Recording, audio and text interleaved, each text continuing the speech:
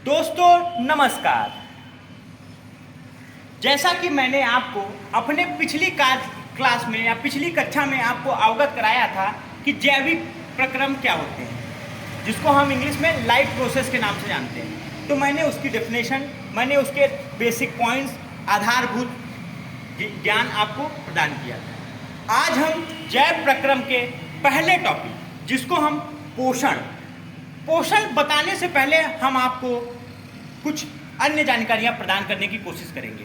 जैसे आपने महसूस किया होगा कि हम दैनिक जीवन कार्य करने के बाद काफ़ी थक जाते हैं और रात में आराम करते हैं और सुबह नाश्ता पानी करके या भोजन करके फिर जैव ऊर्जा के साथ, फिर एक नई ऊर्जा के साथ अपने दैनिक कार्यों में लग जाते हैं। तो क्या आपने कभी इस बातों को महसूस किया है कि ये ऊर्जा हमारे शरीर को कहाँ से प्राप्त होती है? जो कार्य हम अपने दैनिक कार्य कर रहे हैं, उसको कार्य करने के लिए ये ऊर्जा हमारे पास कहाँ से आती है?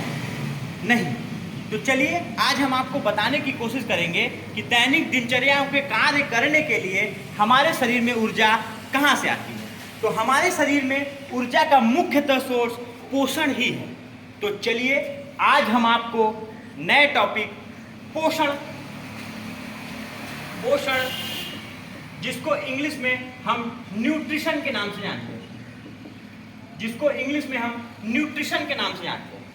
चलिए पहले हम सबसे पहले मूव करते हैं nutrition definition.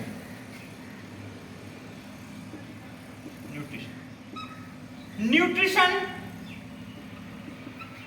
Is the sum of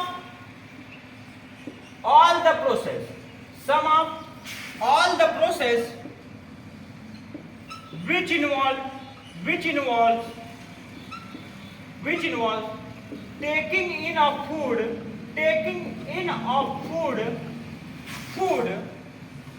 till its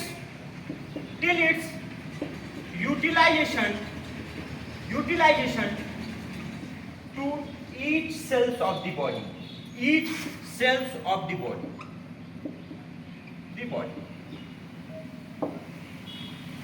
Nutrition is the sum of all the process which involve taking enough food and its utilization to each and every cells of the body.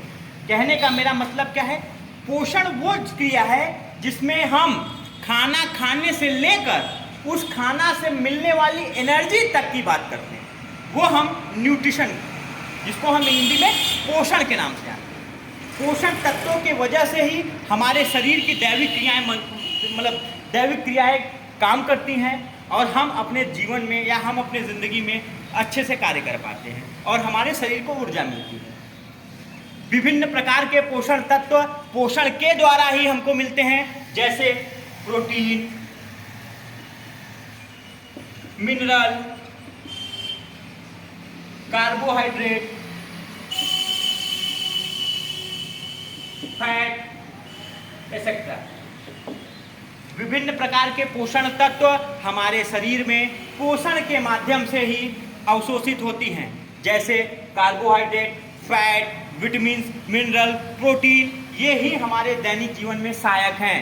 जिस प्रकार protein energy giving food है, vitamin protective food है, carbohydrate हमको fat का इस्तेमाल करता है जो हमारे शरीर में आवश्यक होती हैं, तथा कार्बोहाइड्रेट हमारे बॉडी को एनर्जी प्रोवाइड करता है। ठीक उसी प्रकार इन सब क्रियाओं को, एनर्जी प्रदान करने की क्रियाओं को, विभिन्न पोषण तत्वों के द्वारा प्रदान करने की क्रियाओं को हम पोषण कहते हैं।